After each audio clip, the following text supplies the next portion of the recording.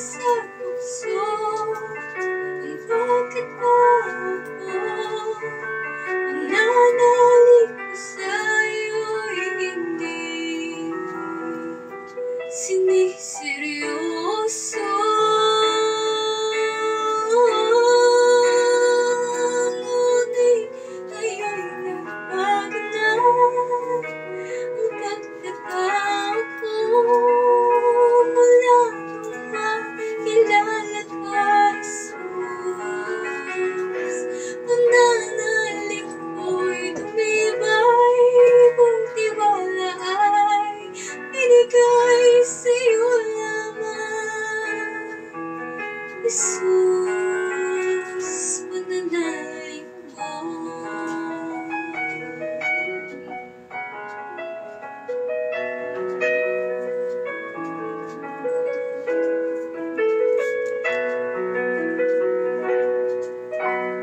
Buhay sa kasalanan ng puso ko,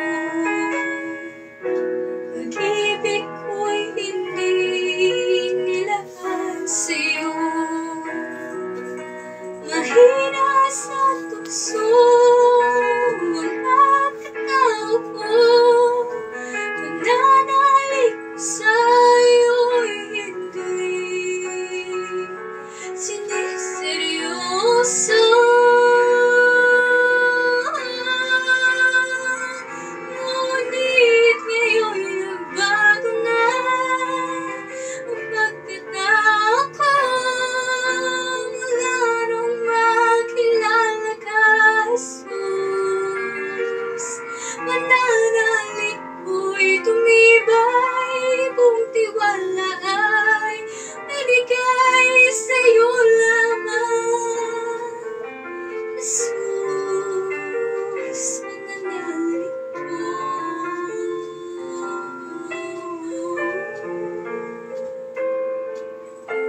Sa'yo lamang, Jesus, pananalig ko.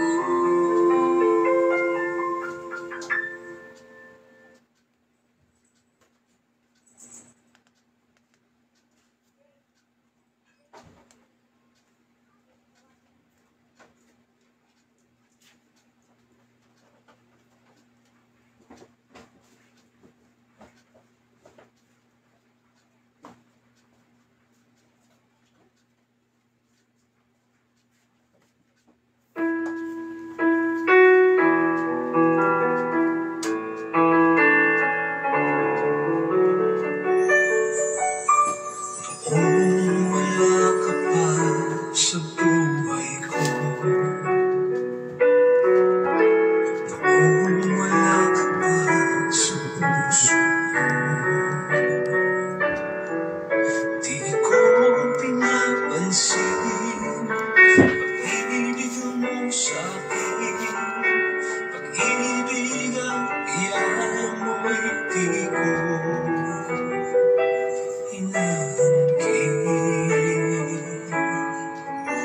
nabuhay sa kasalanan ang puso ko. Pag-ibig ko'y hindi nilaan sa'yo. Mahina sa puso ang pagkatao ko. Pananalig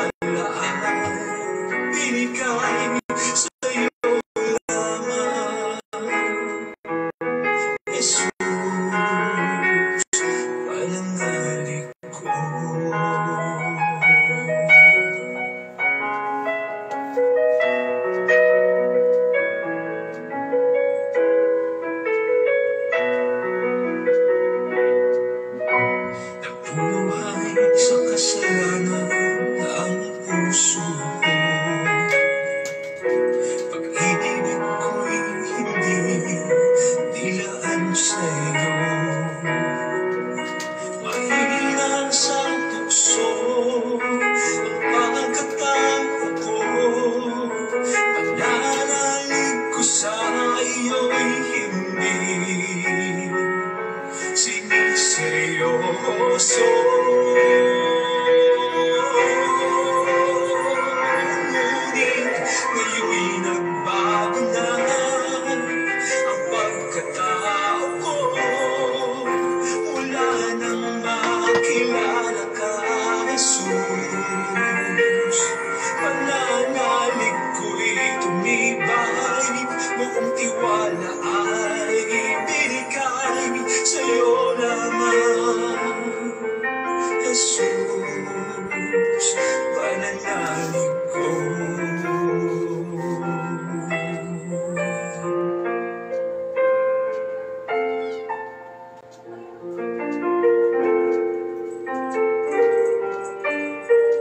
Para lang sa'yo.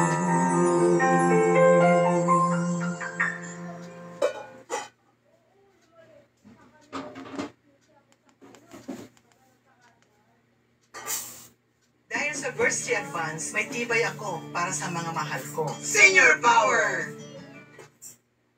This is one of those moments you gotta ask yourself, what do I want?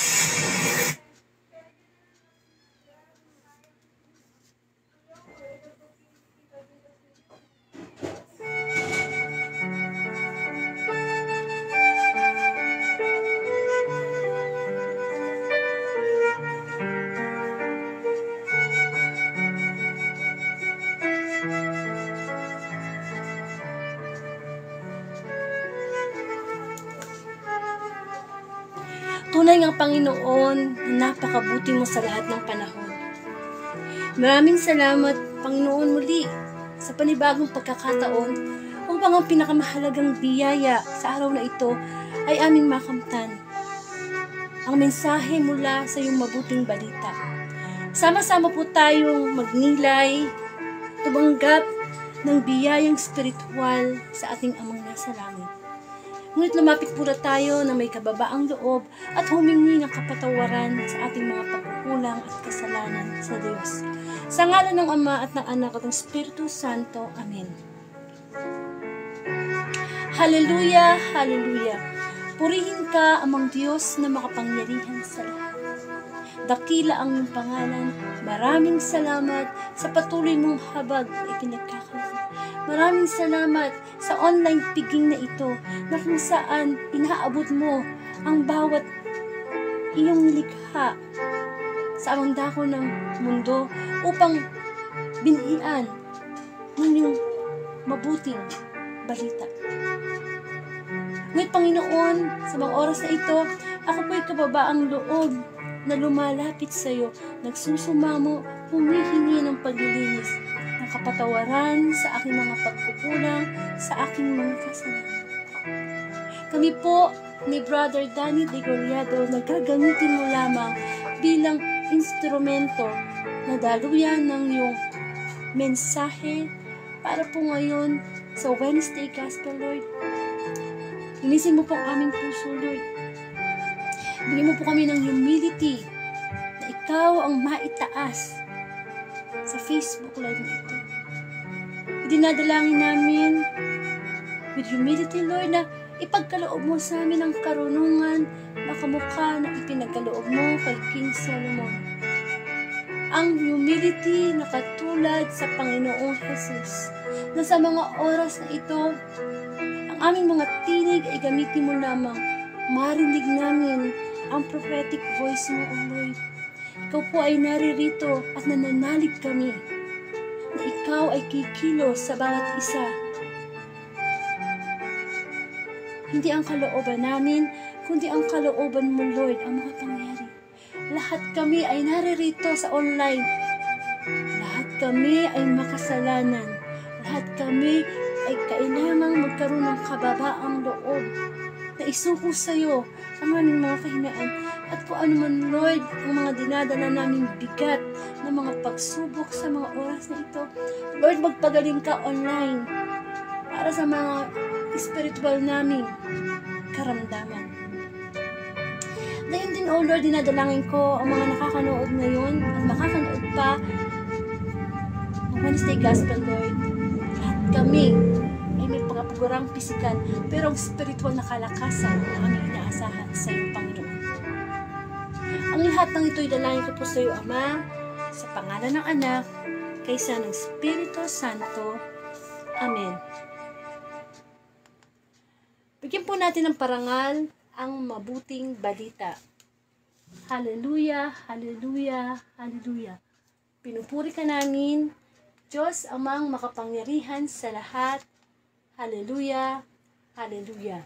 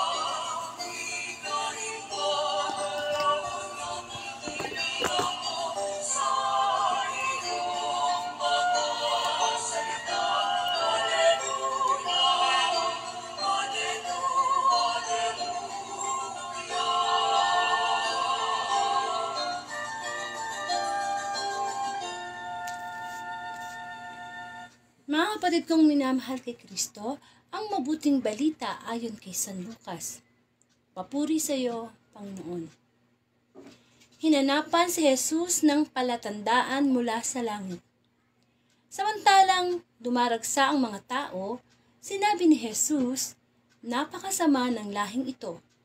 Naghahanap sila ng palatandaan mula sa langit, subalit walang ipapakita sa kanila maliban sa palatandaang inilalawan ng nangyari kay Jonas. Kung paanong naging isang palatandaan si Jonas sa mga taga-Ninive, gayon din naman, magiging isang palatandaan sa lahing ito ang anak ng tao. Sa araw ng paghuhukom, titindig ang reyna ng timog laban sa lahing ito at sila'y hahatulan niya ng kaparusahan. Sapagkat nanggaling siya sa dulo ng daigdig upang pakinggan ang karunungan ni Solomon. Ngunit higit na dihamak kay Solomon ang naririto. Sa araw ng paghuhukom ay titindig ang mga taga-Ninive laban sa lahing ito at hahatulan ng kaparusahan sapagkat nagsisi sila dahil sa pangangaral ni Jonas. Ngunit higit na dihamak kay Jonas ang naririto. Mga kapatid, ang mabuting balita ng ating kaligtasan. Pinupuri ka namin, Panginoong Hesukristo. Amen. So, welcome po sa Word of God, Facebook Live, Daily Gospel. Muli, ang layunin po ng Facebook Live na ito ay palaganap ang mabuting balita araw-araw. Amen. So, alam naman natin na araw-araw po tayong kumakain, pisikal. Pero bilang nilikha ng Diyos, tayo ay binubuo ng katawang lupa, espiritu, tsaka kaluluwa. So, kailangan po yung ating espiritu, binubusog po natin sa pakikinig ng mabuting balita. Huwag po tayo masatisfied na every Sunday lang po tayo nakakarinig ng mabuting balita. Kasi sa dami naman ng problema dito sa mundo, no? Magbukas ka lang ng TV, bad news. Kaya kailangan lagi po tayong nagde-desire na makarinig ng good news. Sabi nga, patay ang espiritu, no? Yung buhay pisikal, pero patay espiritual. Yan. Marami po sa mundo ang ganyan, na nabubuhay lamang sa mundo, yung gigising, kakain, magtatrabaho, tapos kinabukasan, ganun uli. Pero hindi po dapat ganun, no? Nilikha po tayo ng Diyos, hindi para lamang sa ganung gawain. Dahil tayong lahat, nakiki-apartment lang dito sa mundo. So, kailangan pinaghahandaan natin yung totoong tahanan natin, which is ang buhay na walang hanggan. Ako nga po pala si Sister Angelica Dorde from Bulacan, at isa po akong Katoliko. At ang Facebook Live na ito ay nagsimula pa po noong August 5, 2019. At marami pong salamat sa Panginoon sapagkat hanggang sa mga oras na ito, ginagamit po niya ang social media like Facebook Live para kahit anong ginagawa nyo ngayon, no? Wala na po tayong maire-reason sa Diyos kahit nakahiga ka, kumakain ka, nasa jeep ka. Di po ba kailangan makarinig tayo, no, ng mabuting balita? Sapagkat tayo naman, kailangan natin ng maintenance ng salita ng Panginoon. At ngayong gabi po, ay meron po tayong guest preacher. Ito po ay si Brother Danny Degollado. So, itry na po natin siyang ipasok sa ating Facebook Live. So, nag-send na po ako, Brother Danny, sa inyo ko na po kayo. So, tanggapin nyo na lang po. I-accept nyo po yung aking sinend na request para po kayo ay makapasok sa Facebook Live. Amen. Masarap pong makinig ng live ng salita ng Diyos. Parang sariwang-sariwa ang mensahe ng Lord. Pero kung hindi kayo makakarinig ng live, pwede naman po kayong mag-replay. Kasi automatic naman po yung pumapasok sa aking Facebook. So, Brother Danny Degollado, pwede po cellphone ang gamitin nyo. Kasi po pag hindi cellphone ang ginamit nyo, hindi po kayo makakapasok sa Facebook Live. Kasi nag-send na po ako sa inyo ng request kaso, hindi nag-response. So, ibig sabihin, maaaring laptop ang gamit nyo ngayon. Kailangan cellphone to cellphone tayo. Ngayon po, kung laptop ang gamit ko, hindi po makakapasok po kayo sa live. Ayan. Okay. Ano po ang gamit nyo ngayon, Brother Danny? Cellphone na lang po muna. Kunin nyo na po muna yung cellphone nyo para maipasok ko po kayo sa live. So, habang hinihintay natin si Brother Danny Degollado na kunin yung kanyang cellphone at pag ginawa nyo po yung cellphone nyo, punta na po kayo doon sa live natin ngayon. I-search nyo lang po yung pangalan ko, tapos i-click nyo po para maipasok ko po kayo sa live. So, hintayin natin, no? Baka kinukuha niya yung cellphone niya ngayon. And of course, habang hinihintay natin si Brother Degollado, sana mag-comment po kayo, brother, kapag nakakuha na po kayo ng cellphone para maipasok ko po kayo. So, ang atin pong mabuting balita ay tungkol po sa hinanapan si Jesus ng palatandaan. Kamusta po ba yung palatandaan, no? Huwag muna tayo punta sa spiritual na mensahe, no? Di ba tayo mga tao, minsan meron tayong mga sign. Bigyan niyo po ako, Lord, ng sign. Kung ano ba, Lord, mag-a-abroad ako, ano ba sign, Lord? O mag-aasawa ako, ano ba sign, Lord? Ito na ba yung right man sa akin? Di ba? May tayong mga sign. Totoo ba yun? Naniniwala ba kayo na totoo yung sign? O yung mga palatandaan na, kapag ito nangyari, gagawin ko. O Lord, kapag binigay mo sa akin to, ganito ang gagawin ko. O kaya minsan, di ba, yung mga, ayan na. Ay, teka, si Brother Toti pala yun. Ay, magandang gabi sa'yo, Brother Toti. Ayun, tapos, yun nga, yung halimbawa, minsan mga kasabihan, no, mga pamahiin, no, may dumaang itim na pusa. Ay, hindi ka nalalabas, hindi ka natutuloy sa lakad mo kasi malas. May mga parang tayong mga palatandaan, no, sign. Pero ngayon po sa mabuting balita, kamusta na kaya si brother? Try natin uli na papasukin siya.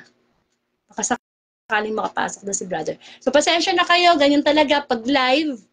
Pagka live talaga, may mga ganyang problema. Minsan sa signal, minsan hindi magka-connect.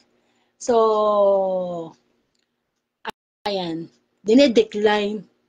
Ang sign ko, mag-chat-chat uli si Angelica para sa marshmallow. Oy, alam nyo, nagpapasalamat ako sa Diyos sa mga guest preacher natin. Alam nyo, isang beses lang, isang buwan kayo ini-invite ni Lord. Masama pa ba yun? Hindi ba? Hindi naman masama yun. Once a month lang naman. Meron naman talagang, eto sila Brother Toti, eto yung mga regular na guest preacher ng Word of God since 2019. Biro mo, Brother Toti, 2019? Ilang beses ka palang nag-guest dito? At saka ano naman po tayo eh, ang Word of God ay Monday to Saturday, alas 8 po ng gabi. So, naiiba lang po yung oras niya, depende sa mga oras na available sila. Si Brother Toti, minsan alas 10 yan available. Eh, sabi ko nga sa kanya, ay madaling araw eh, pwede. Di po ba? So, si Brother Degollado, isa na lang ha, pag talagang hindi pumasok si Brother Degollado, ako nang tatawag sa kanya. Ayan. So, first time daw kasi ni, ayan, decline. So, ibig sabihin, tawagan ko na siya. So, Brother Danny, tawagan kita sa Messenger, ha?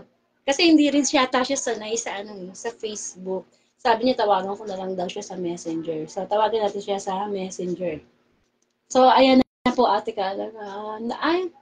Nawala po, naghang po. Saan po yung request? Ay, ito na po. Sige na po, tatawagan ko na po kayo.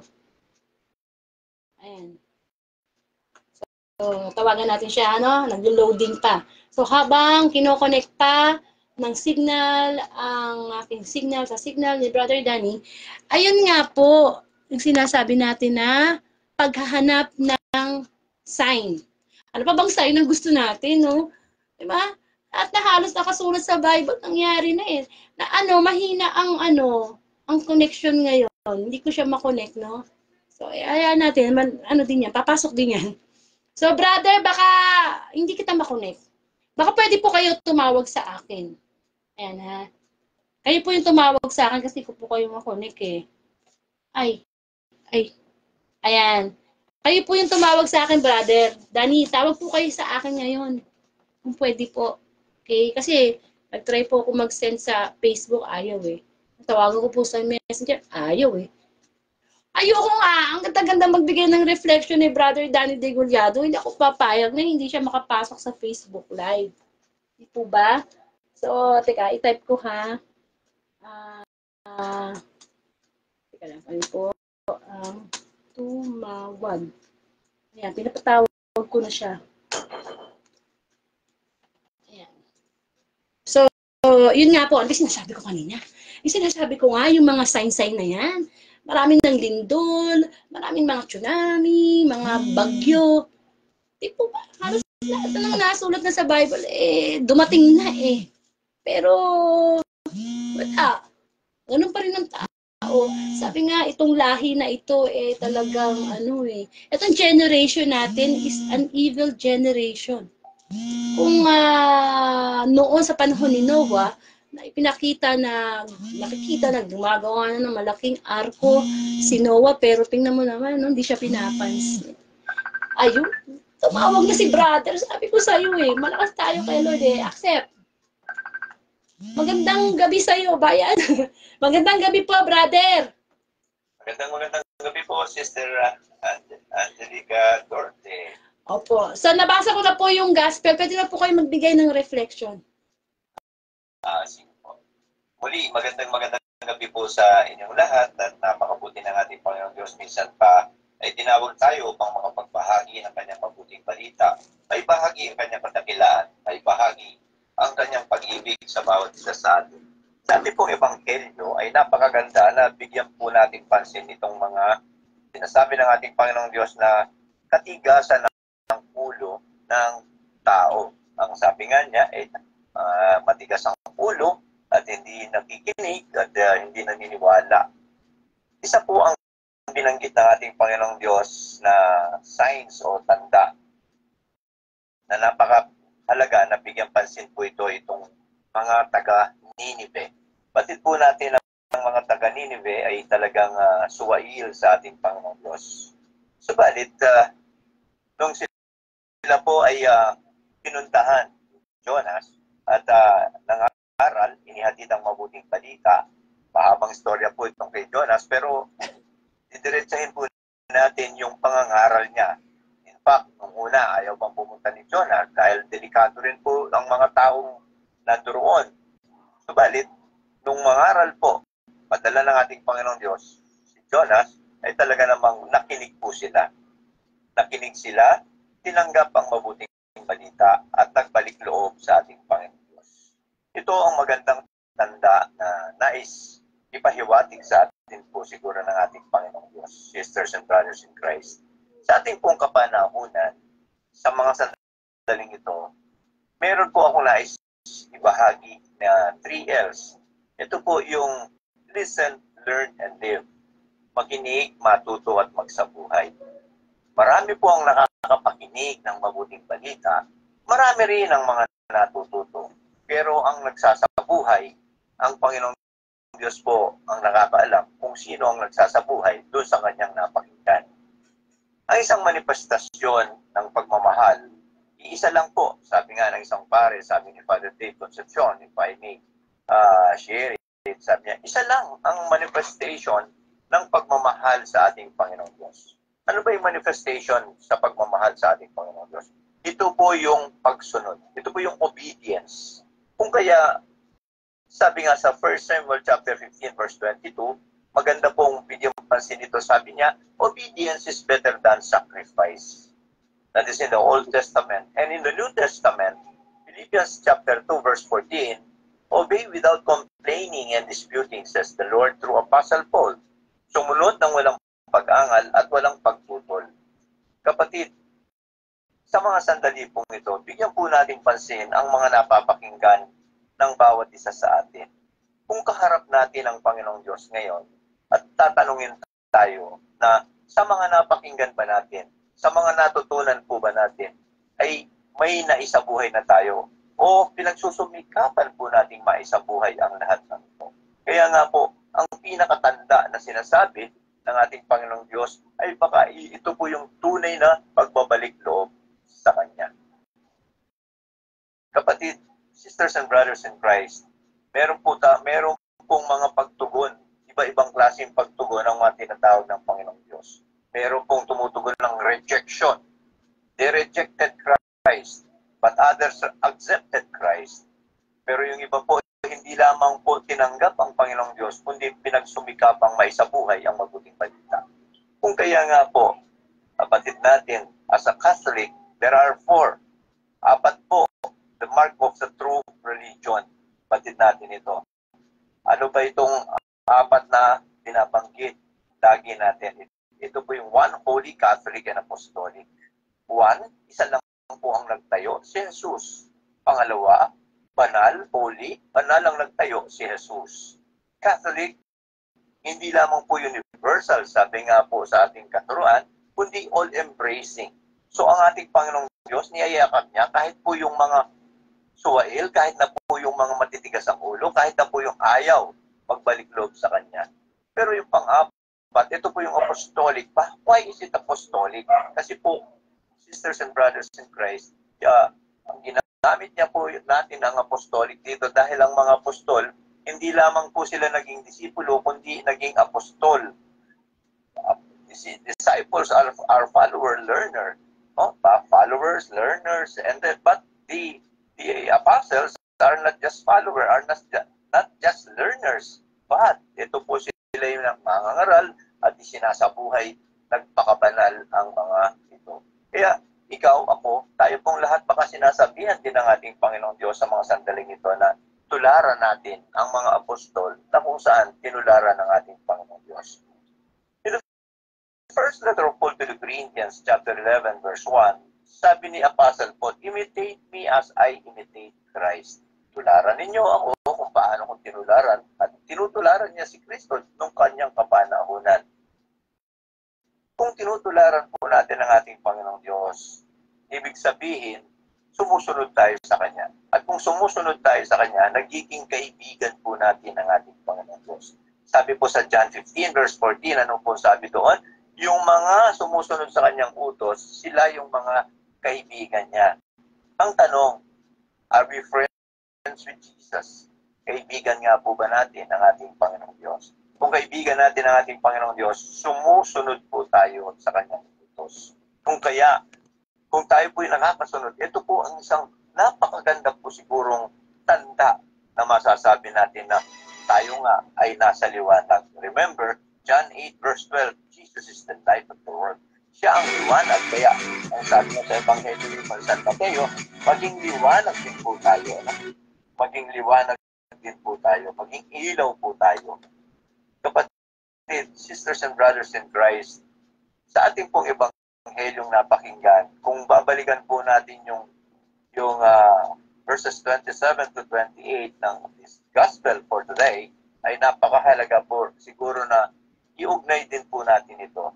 Ito po yung pinakamapalad, pinakamayaman kung titingnan natin, hindi man materially, pero spiritually, ay talagang ito po yung mga pinagpala. Kasi sabi po sa verse 28, mapalad. So sabi ng babae sa karamihan, mapalad ang babae na nagdala sa iyo sa kanyang sinapupunan at nag-aruga. In the other version, nagpasuso, nagpalaki. Pero sa verse 28 po, napakaganda ng tinugon ng ating Panginoong Kristo Jesus. Babae, sabi niya, higit na mapalad, sino po? Yung mga nakapakinig ng mabuting balita at isinabuhay ito. Hindi po kaya ito isang tanda ng pag-ibig ng Panginoong Diyos na pinagkaluban tayo ng grasya na makasunod sa kanyang banal na kalooban, makasunod sa kanyang salita. Remember, sisters and brothers in Christ, ang salita ng Diyos ay makapangyarihan. At ang salita ng ating Panginoong Diyos ay siya mismo na ating Panginoong Diyos. John chapter 1 verse 1. In the beginning was the Word, and the Word was with God, and the Word was God. Kaya nga po, sa mga ginagawa po ng ating kapatid, na si Sister Angelica, talaga naman napakabuti ng ating Panginoong Diyos. Ginagamit po siya ng ating Panginoong Diyos upang maging instrumento na ihasik ang mabuting balita ng ating Panginoong Diyos. At nakaka-bless din siya dahil hindi po siya napapagod na maghanap po ng paraan, gumawa ng paraan upang maihasik ang mabuting balita sa pamamagitan po ng inaanyayahan niya. At nais ko rin pong samantalahin ang pagkakataong ito na pasalamatan ng Panginoong Diyos sa pamamagitan ng ating kapatid na naanyayahan po ako na magbahagi ng kadakilaan ng ating Panginoong Diyos. Na pagsalusaluhan natin ang mabuting balita na inihanda niya sa bawat isa sa atin. Kapatid, sa mga sandaling ito, anong tanda ba ang hinahanap po natin? Hindi ba napakahalaga ng tanda na ito na kaninang umaga ay pinahintulot ng Panginoong Diyos na magising na naman tayo. Maharap ang panibagong hamon ng buhay. At sa pagharap natin sa panibagong hamon ng buhay, may pangako pa ang Panginoong Diyos na buhay. Ano nga po ba ang pangako niya? Sabi niya, hindi niya tayo iwanan, hindi niya tayo pababayaan. In the Old Testament, in the book of Deuteronomy chapter 31 verse 6, maliwanag po doon na sabi niya, sasamahan niya tayo at hindi niya tayo iwanan at hindi niya tayo pababayaan. But in the New Testament, sisters and brothers in Christ, in the book of Hebrews chapter 13 verse 5, sabi niya, huwag kayong magmukhang salapi. Makontento kayo kung anong mayroon kayo. Sapagkat kahit kailan, hindi ko kayo iwanan at kahit kailan, hindi ko kayo pababayaan. Napakagandang tanda na ito na para sa inyong mabanlingkod, ang paniwala po ay ito ang pinakamagandang tanda na ang pag-ibig ng Diyos ay hindi lamang po kasama ang Panginoon Diyos, kundi nilulukuban niya tayo ng kanyang karunungan, ng kanyang katalinuhan, ng kanyang pag-ibig, ng kanyang mga pagpapala at biyaya. Sisters and brothers in Christ, ngayon po sa mga sandali ito, minsan pa, balikan po natin itong mga tinura ng ating Panginoong Diyos. Sabi niya sa verse 28, ano po sabi niya? Higit na mapalad. Sino po yung nakapakinig ng mabuting balita? At at isinabuhay ito. Siguro, pinapaalalahanan din po tayo ng ating Panginoong Diyos na pagsumikapan po natin na may sabuhay ang kanyang mabuting balita. Because at the end of the day, ang pakinabang po ay na ipagkakalob ng ating Panginoong Diyos at napakalaking pagpapala at biyaya ay kapag tinawag na po tayo, natapos na po ang misyon natin sa ibabaw ng mundong ito, ay ang makapiling siya sa kanyang kaliwalhatian, sa kanyang kaharian, na kung saan nasa kanan si Kristo Jesus na ating pong tagapagligtas. Kapatid, at this point in time, let us give reflection and discuss. Nawa, hindi na po natin hinahanap yung mga tanda na katulad ng mga napakinggan po natin. Nawa ang mga tanda ng pag-ibig ng Panginoong Diyos na nararanasan natin sa pang-araw-araw na pamumuhay natin ay sapat na siya ay dakilain, na siya ay sambahin, na siya ay pasalamatan. Ikaw, ako, tayo pong lahat may mga pinagdadaanan. Ang inyong pong abang lingkod, katatapos lamang po couple of weeks back na operahan po ako. Pero sa operasyon ko ito, 2 operasyon ko, minsan pa, naranasan ko po ang tanda ng pag-ibig ng Panginoong Diyos sapagkat damang-dama ng inyong abang lingkod na hindi niya ako iniiwanan, na hindi niya ako pinapabayaan. At ang Diyos na ito, na nagmamahal po sa inyong abang lingkod, ay siya ring Diyos na nagmamahal sa bawat isa sa inyo na nakikinig ngayon. Nakikiisa ngayon sa kanyang banal na gawain. Again, sisters and brothers in Christ, I would like to go back to the 3 L's. Let us listen, let us learn, but let us live. Makinig tayo, matutupo tayo, at pagsumikapan po natin, may sa buhay ang kanyang mabuting balita. Kapatid, sa mga sandali pong ito, ang dami pong mga mensahe na naman ng ating Panginoong Diyos. Kaya nga po sa Circle of Hours na minsan ay binabahagi ko, lalo na po ngayong Kwaresma, panahon ng Kwaresma, ito po ay makikita natin yung the 3 discipline ay paalala na naman ng ating Panginoong Diyos sa atin. Ito po yung prayer, fasting, and almsgiving. Ang panalangin, talaga namang napakabuti ng ating Panginoong Diyos. Makapangyarihan ng panalangin. Ang pakikipagniig sa Kanya. Kaya nga po may kasabihan po tayo na when we pray, we are talking to the Lord. We talk to the Lord. But when we read the Bible, our loving God is talking to us. Kaya nga po, napakahalaga na sa mga sandaling ito ay hindi lamang tayo mananalangin, kundi mag-aayon na rin po tayo. Batid natin ang pag-aayuno hindi lamang po sa pagkain, hindi lamang sa kahit na po yung masasamang gawa o mabuting gawa. Meron pong mabuti na kailangan din mag-ayuno. Yung ano ba yung mabuting ito? Mabuting mag-ehersisyo, baka naman sinasabihan tayo ng Panginoong Diyos. Buwasan mo yung ehersisyo mo, dagdagan mo yung panahon mo sa akin. Dagdagan natin ang panahon para sa Panginoon. At darating ang panahon pagkatapos po ng 40 araw na preparasyon, 40 araw ng pagninilay, ibabalik po tayo dun sa dati na kung saan ang mga ritual nating ginagawa na kalugod-lugod sa Diyos ay babalik na naman po tayo. Kaya nga po, kung titingnan natin ngayon po, wala tayong mga haleluya. No? Wala po tayong haleluya ngayon kasi ay nais ng inang simbahan, hindi man po bawal ito, ay nais ng ating inang simbahan na pagdating po ng Resurrection Sunday ay bonggang-bongga po yung hallelujah. Kaya wala po tayong songs kahit na po sa mga renewal movement natin, sa charismatic, sa iba't ibang mga religious movement. Kaya, sisters and brothers in Christ, sa mga sandali pong ito, bigyan po natin pansin ito pong ebanghelyo na kaloob ng ating Panginoon Diyos sa atin. Itong mensahe ng ating Panginoon Diyos sa bawat isa sa atin. Kasi po yung pangatlong discipline, ito po yung almsgiving. Ito po yung paglilimos. Ano po? Pero, ano po ba yung pagkaunawa natin sa limos na ito? Ito po ba yung literal lamang na nagkakaloob tayo ng laman ng bulsa natin o mga material na bagay na pangangailangan ng ating kapwa? Minsan po kailangan tumingin din po tayo sa loob ng ating tahanan. Pagmasdan natin, baka may mga mahal tayo sa buhay, humihiling din po ng limos ng panahon. Yung time, ng panahon, quality time with our loved ones. O baka naman yung iba, hihingi po ng limos ng pangunawa sa mga pagkukulang, sa mga pagkakamali, o more so sa mga pagkakasala.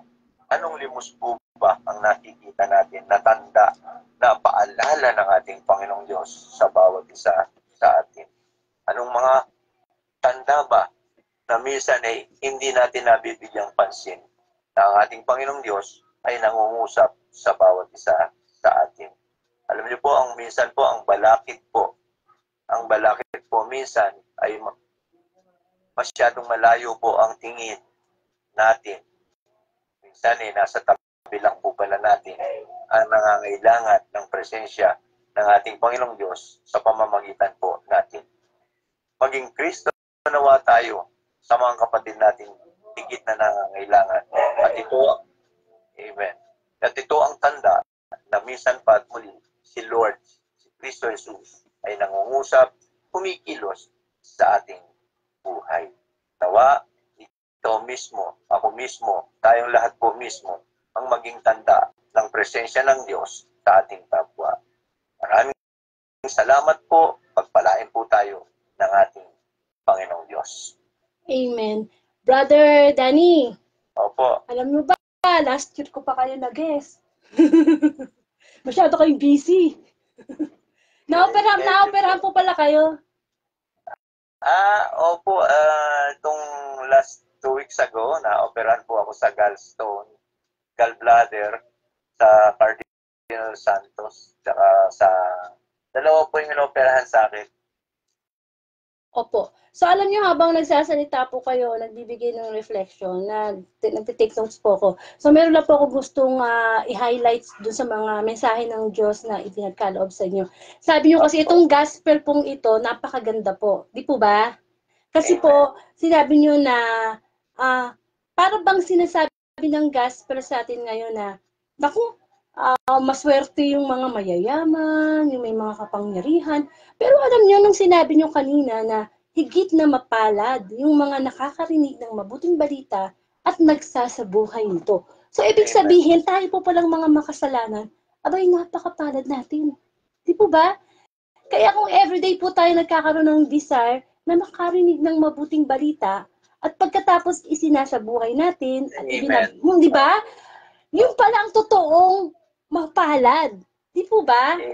Kaya napakabuti ng Diyos na eto na yung makarinig kay everyday, yung bang hinahanap mo yung salita ng Panginoon, tanda na yun ang pag-ibig ng Diyos po sa atin, di ba? Amen. Kaya napakabuti. Maliwanag po kasi yun sa verse 28. Opo. The same chapter, chapter 11.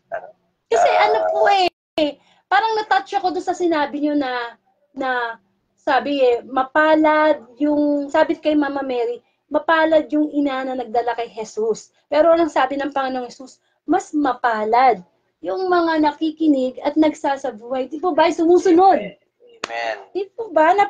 Pero napakabuti ng Panginoon. Tapos sabi niyo pa rito na, teka lang po may mga nilista ako dito Ayun, sabi niyo pa kanina doon na huwag tayong magmukhang pera. Magmukhang pera. Ano sabi niyo? Kasi po, hindi naman talaga tayo pinababayaan ng Diyos kahit kailan Tsaka, yun nga, di ba sabi nga, yung pera, sabi nga that the money is the root of all evil. Pero, ang pera, pwede natin kaibiganin yan to glorify God. Tsaka, ano po? Pagdagan ko lamang po ng konti, Sige hindi yung money is the root cause of all evil. Hindi. The love of money. Sorry. The love of money. Okay. Opo. Talagang yung pag-ibig sa salapi. Ang salapi kasi biyaya po ng ating Panginoong Diyos. Pero dapat nakapokus tayo na doon sa nagkakalob ng biyaya. Kasi tandaan natin ang biyaya madaling maubos, pero nagkakalob ng biyaya ang Panginoong Diyos, hindi po siya nauubusan ng mga pagpapala at biyaya. 4:19 ng Pilipos. Opo. Kaya di ba sinabi niyo kanina na yung pagsunod sa utos ng Diyos, napakahalaga nun. Kasi lahat naman po tayong mga tao sa buong mundo marunong po tayong manalangin, magsimba. Pero di ba sabi nga po hindi lahat ng tumatawag ng Panginoon ay papasok sa langit, kundi yung sumusunod lang sa kalooban ng Ama sa langit. So parang sinasabi sa atin, brother, hindi porke pari ka, preacher ka, sigurado ka na sa langit. Kailangan talaga sumusunod. Sumusunod talaga. Yun talaga yung susi ng ating pagsunod sa Panginoon. At saka talagang napakasarap na yung bang matandaan natin na mahal tayo ng Diyos. Mahal tayo ng Diyos. Yun yung tandaan niya, yung kanyang Kung yung kanyang sakripisyo, pagkamatay, at muling pagkabuhay, yun na yun eh. Di ba? Amen. Yun na po yung tanda ng kanyang ano eh. Ano pa ba hinahanap natin tanda? Ginawa na lahat ng Lord. Siguro po kung magsasalita sa atin ng Diyos ngayon, sasabihin, ano kaya? Hindi na kayo nagtanda. Puro kayo gawa ng kasalanan. Magtanda nga kayo, di ba? Sabi sa atin ng Panginoon. Amen. Napakabuti po ng ating Panginoon Diyos. Tsaka kaya nga po siguro, pinaalala rin ng Panginoon Diyos kanina na yung mga sumusunod sa kanyang banal na kalooban, John 15 verse 14, sila yung mga kaibigan niya. Kaya ang tanong, kaibigan ba natin ang Panginoon? At doon po at doon po sa last part na sinabi niyo, kasi ngayon nga po Kwaresma, pumasok na po, binanggit niyo po yung prayer, fasting, almsgiving, at napansin ko po yung sinabi niyo tungkol yung sa fasting po tayo. Yung sa fasting, pag tayo po ay nag-aayuno, yun naman po yung tanda ng pagmamahal natin sa Diyos. Kasi tayo naman nagsasakripisyo eh. Di po ba? Meron po akong message na galing kay Pope. Ito, sabi niya, kung nagpa-fasting ka, pero sama naman ang ugali mo, parang gano'n, parang baliwala. Opo. Hindi ka nga nagpa-fasting, pero nakapakabuti na, hindi naman niya ina-encourage na huwag mag-fasting. Pero sinasabi lang niya, siguro, para sa akin, ang tinuturan po ni Papa, ng ating Papa, mahal na Papa, yung pagtunay na pagbabalik loob. Ito po yung authentic renewal. Renewal of our relationship with one another and of course our relationship with our heavenly and loving Father. Siguro po, huwag natin kakalimutan na lagi pinapaalala sa atin ng Diyos na hindi lang tuwing mahal na araw ang prayer, fasting, tsaka almsgiving. Dapat po everyday. Everyday. Opo. Kasi, sabi nga po nung dating pare, dito ba, sa what air is to the lungs, what blood is to the body, then prayers to the believer in Jesus Christ. Sabi niya Kaya totoo po na talaga napakahalaga na may buhay panalangin po tayo. So, maraming pong salamat, Brother Danny. Ay, maraming salamat po at pagpalain po tayo ng ating Panginoong Diyos. Brother Danny, ha? Kahit once a month lang, so sa March uli, invite ko kayo. Hindi po, basta maalaman ko lamang po agad for the glory of God. Amen. So, maraming pong salamat. Amen. God bless po. Okay. Yan po si Brother Danny De Gollado, na kung saan ginamit ng Diyos upang ipaalala sa atin na yung tanda ay hindi na dapat hanapin kasi naganap na. Ang pag-ibig ng Diyos, araw-araw, tanda yan. Yung paggising natin sa bawat umaga, tanda yan na binibigyan tayo ng pagkakataon ng Diyos na magbalik loob sa Kanya. So magkaroon po tayo ng closing prayer. Dalhin po natin ang presensya ng Panginoon. Pasalamatan natin siya sa kanyang mensahe sa araw na ito.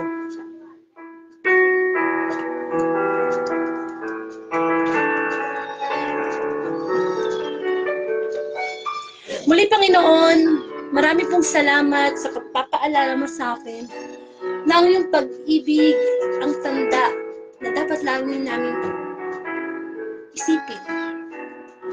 Salamat, Panginoon, sapagkat natatandaan mo lagi na ang iyong pagmamahal at pag-ibig, ang pagpapatawad mo sa aming Panginoon ay laging nandiyan. Nawa, matuto kaming magbalik loob at magtanda na huwag nang muling magbalik sa aming mga kasalanan. Tulungan mo kami, Panginoon, sapagkat wala kaming magagawa kung kaming hihiwalay sa iyo. Tandaan namin ang iyong mga pangako, Panginoon. Tandaan namin sa bawat pangako mo ay may gantimpala kang ipagkakaloob. Lord, sa mga oras na ito, batid mo ang nilalaman ng aming mga puso, ang aming mga pagsubok, Panginoon. Huwag kami mawawalan ng pag-asa at tandaan namin na ikaw ay laging nandiyan. Ang iyong dalawang kamay ay nag-aanyaya. Lumapit ang sinumang mga nabibigatan at bibigyan mo ng kapahingahan. Ngayon din, Lord, ang dalangin ko sa mga kapatid na may mga karamdamang pisikal. Lord, ang kagalingan naway magmula sa iyo. Si Brother Boy Abella, Brother Danny De Guzman. Patuloy na kagalingan kay Brother Danny De Goliado sa kanyang operasyon na naranasan. At lahat ng mga taong nakakaranas ngayon ng karamdaman, Lord, in Jesus' name, Panginoon. Pagit sa lahat, isinusumamo namin sa iyo ang kagalingang spiritual, aming mga kasalanan, nagiging tandaan ng paglayo namin sa iyo, Panginoon. Sa mga oras na ito, isuko namin ito sa iyo at ang kagalingan through your Holy Spirit, my Lord. Bigyan mo kami ng kagalingang spiritual. Tunuan namin ang aming sarili sa pamamagitan. Magtulong mo, Panginoon, na kami magkaroon ng kagalingan. Kami magpatawad, kami manalangin, kami tumulong, kami mag-ayuno. Hindi lamang sa araw ng mahal na araw, kundi araw-araw, Panginoon. Dinadalangin ko din po ang aking asawa sa kanyang kagalingan, sa kanyang ubo, sipon, at naman ang kanyang nararamdaman. Bless him, O Lord, ang aming family, ang lahat ng pamilya. Ikaw ang manguna, Panginoon. Panalangin sa Facebook Live na ito, patuloy na gamitin ng Diyos sa everyday gospel.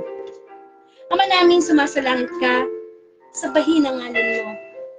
Mapasa amin ang kaharian mo, sundin ng loob mo, dito sa lupa, para nasa langit. Bigyan mo kami ng aming kakanin sa araw-araw, at patawarin mo kami sa aming mga sala, para ng pagpapatawad namin sa nagkakasala sa amin. Huwag mo po kaming ipahintulot sa tukso at ihadya mo kami sa lahat ng masama. Amen. Amen. So, maraming pong salamat. Ang kabutihan ng Diyos ay lagi nagpapaalala sa atin na naganap na ang lahat. Tanda ng pagmamahal ng Diyos ang araw-araw na nagigising tayo. Tanda ng Diyos ang kanyang pagkamatay at muling pagkabuhay. Tayo na yung magtanda. Tandaan natin ang kanyang mga salita. Tandaan natin na sa bawat araw kailangan natabinhaan ang ating puso na kanyang mabuting balita. So kung hindi nyo po naumpisahan ang Wednesday Gospel, February 21, 2024, punta na lang po kayo sa aking Facebook account.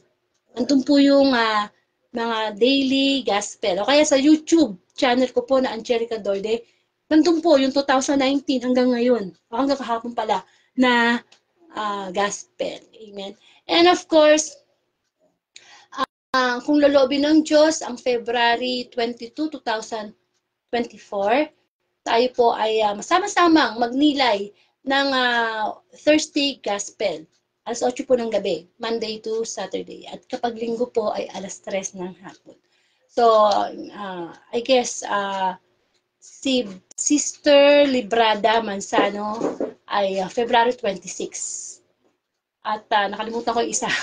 Pero meron pa yatang dalawa na natitira na guest preacher. Amen. So, pag wala naman po tayong guest preacher, ang inyong lingkod ang ginagamit ng Panginoon para magnilay ng mabuting balita.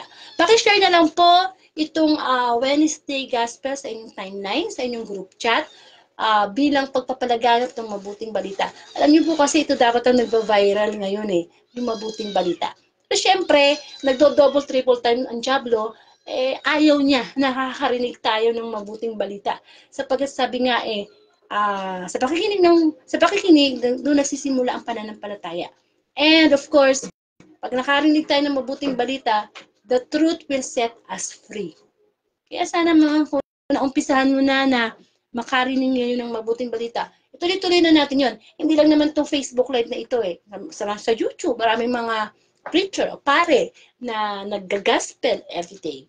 Di po ba? Pero ang inyong abang lingkod, since nasimulan na natin to at tuloy-tuloy na to, sana makibahagi po kayo. Maraming pong salamat, and to God be the glory.